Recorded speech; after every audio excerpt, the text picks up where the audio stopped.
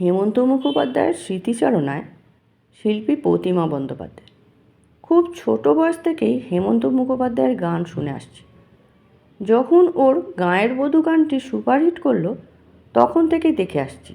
কিন্তু কী আশ্চর্য, সেই কণ্ঠ, সেই মানুষ একই রকম, কোনো অহংকার বা দাম্ভিকতা দেখিনি।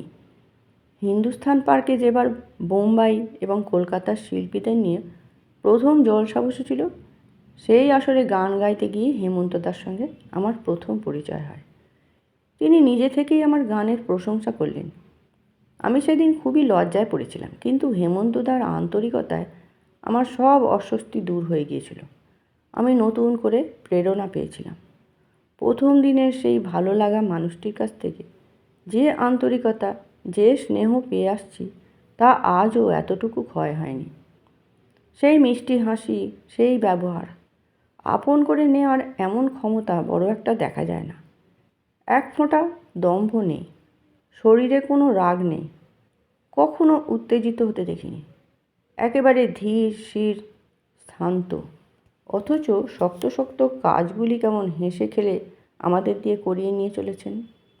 তাই হেমন্তদার সুরে গান গেয়ে আমি এত তৃপ্তি পাই। সহজ করে সব ব্যাপারটা নিতে পারেন বলেই হেমন্তদা সবার কাছে এত বেশি প্রিয়। হেমন্তদার সুরে আমি প্রথম হিন্দি ছবি সাহারাতে গান করি। আমাকে স্থায়ীভাবে বোম্বাইয়ে নিয়ে যাওয়ার জন্যে তিনি সব ব্যবস্থা করে দিয়েছিলেন। কিন্তু আমার দুর্ভাগ্য, আমি সংসার ছেড়ে বোম্বের বাসিন্দা হতে পারিনি। তবে বাংলা ছবিতে হেমন্তদার সুরে অনেক গান গেয়েছি। ওর সুরের মধ্যে প্রাণের আবেগ খুব বেশি থাকে বলেই আমি গান গেয়ে এত আরাম পাই। গান গাওয়া ছাড়াও ছোট বোন হিসেবে যখন যা আবদার করেছি তা তিনি মিটিয়ে দিয়েছেন। একবার নিজেই দুটো গানের সুর দিয়েছিলাম, বড় স্বাদ ছিল হেমন্তদাকে দিয়ে গাওয়ানোর। হেমন্তদা কথা রেখেছিলেন। আমার সুরে শেষের কবিতা এবং তন্দ্রাহারা রাত গান দুটো তিনি রেকর্ড করেন। এমনই সব নানান ঘটনা আছে যা কোনো দিন ভুলতে পারবো না।